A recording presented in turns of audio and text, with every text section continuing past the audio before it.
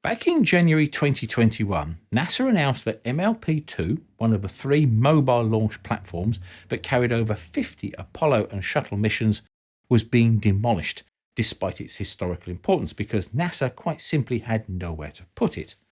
Roll on to May 2023, and NASA announced that MLP-3, which was used for Apollo 8, Apollo 11 and Skylab, and the final shuttle mission STS of the Shuttle Atlantis, and which could be argued to be of even more historical significance, was to go pretty much the same way. That leaves just MLP-1 as the sole survivor. This raises a question. How many Apollo and possibly Space Shuttle artifacts should we save? And what has happened to the smaller items from things like the Apollo program?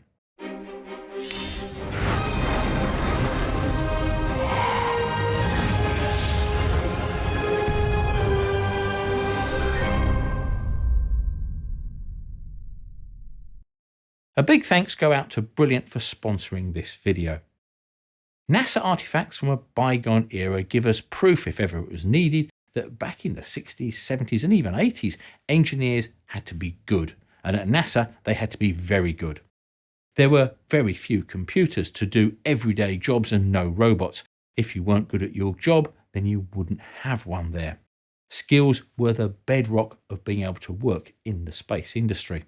Today, skills in things like maths and computer science are still going to be extremely important, and Brilliant.org has a way to learn interactively, breaking down complex problems into smaller ones that are easier to understand, not only for students but also for professionals looking to get a quick grasp on new skills. Brilliant has loads of courses and thousands of lessons, but for things like computer modelling that NASA use, you'll need Computer Science Foundations, a 3-part course that shows you the fundamentals of how computers and programming work. Once you've completed that, you can move on to the algorithm section and then onto neural networks that will give you a good basic understanding of computing in today's modern environments. And that's not all. You can learn math and science from basic to advanced, all at your own pace and time on PCs or mobile devices. Get started now for free, and the first 200 people will get 20% off the annual premium subscription if you use the link brilliant.org/CuriousDroid shown here and in the description below. And don't forget, there's also a 30-day free trial. To a lot of people who grew up with the Apollo and Space Shuttle, the demolition of MLP-2 and now MLP-3 seems like cultural vandalism. But to others, these were just rather large bits of mostly steel plate which served their purpose of carrying the Saturn V rockets and later Space Shuttle from the vehicle assembly building to the launch pad. If we become attached to everything that carries the Apollo or Shuttle name in some way, shape or form and is associated with these famous projects, then we will have a lot of stuff to find new homes for. And this is the very reason why MLP-2 was and MLP-3 will be demolished. NASA has looked at outside organisations like the Smithsonian. In August 2013, they sent out a request for information to gauge the interest of commercial or government bodies to find a use for 3 nearly identical mobile launch platforms in support of either commercial launch activity, recycling, or an alternative option that benefits the public, such as a museum piece or some other use. However, they received no reply to the request sent out for all or part of them. The main problem here is they are very large, coming in at 3,700 tonnes and measuring 8 by 40 by 50 metres. Just moving them around needs the specially made crawler transporters, which due to their own huge size, let alone the extra weight of the MLP, limits them to the Kennedy Space Center, and even then on the specially constructed crawlerways. NASA looked at placing MLP-2 at the VAB, but due to the construction of the new ML-1 and the SLS rocket, which was deemed too large for the existing MLPs, there would not be enough parking space available to store it. The next option was to park it at the launch pads, but that would only be if the pads were not in use for launches. As soon as they were, that would be in the way too. Another option was to park it at the Kennedy Space Center Visitor Complex to give public access to it as a tourist attraction. Trouble was that it would need a lot of extra work to make it safe for people, as there were lots of places in and on it where someone could get hurt, so that was not deemed practical either. Without a new permanent home, there was just one option left, and that was for it to be broken up and recycled. Now, MLP3, unless it gets a last-minute reprieve, will also be going to the scrappers. Or more to the point, they will be coming to it. Other things to do with the launch hardware have been saved in the past. When the Space Shuttle took over from Apollo, the launch umbilical towers were no longer needed. The LUTs from MLP-1 and MLP-2 were taken apart, and parts of them were incorporated into the new fixed service structures at Pad 39A and B for the shuttle.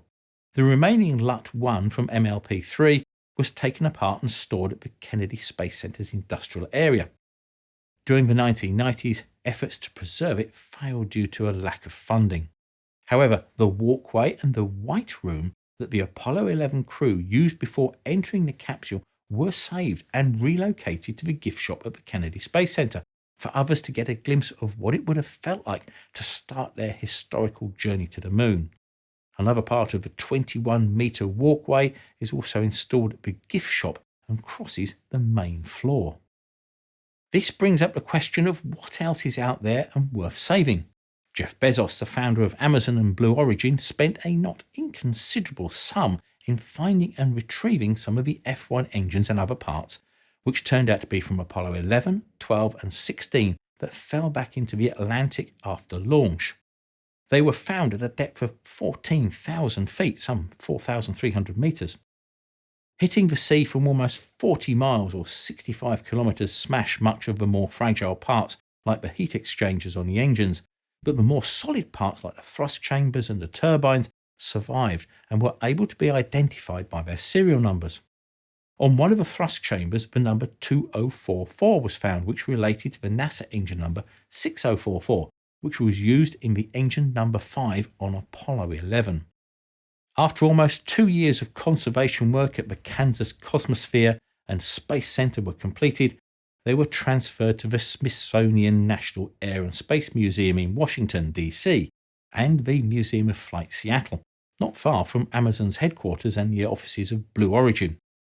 As to the monetary value of these items, it's hard to say, but when other much smaller items have gone to auction, they have fetched really quite a lot of money. The most valuable of almost anything Apollo related is usually when it comes from Apollo 11 mission, and if it's been to the moon, then the price can go sky high. Buzz Aldrin's custom-fitted jacket, which he wore during the Apollo 11 mission, became the most valuable US space-flown artifact when sold at auction on the 24th of July, 2022, exactly 53 years after they splashed down back on Earth. It sold for $2,772,500 and was part of a sale of dozens of objects from Aldrin's space career, but the jacket fetched more than everything else, although the total did reach over $8 million.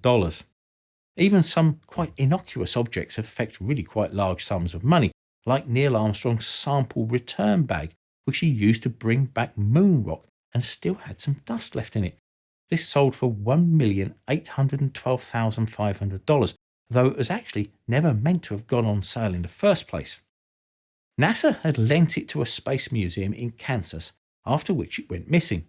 It was traced to the man who ran the museum, who was convicted of theft and other crimes. When officials retrieved it, they mixed it up with another bag that had not been to the moon and then sold it at auction.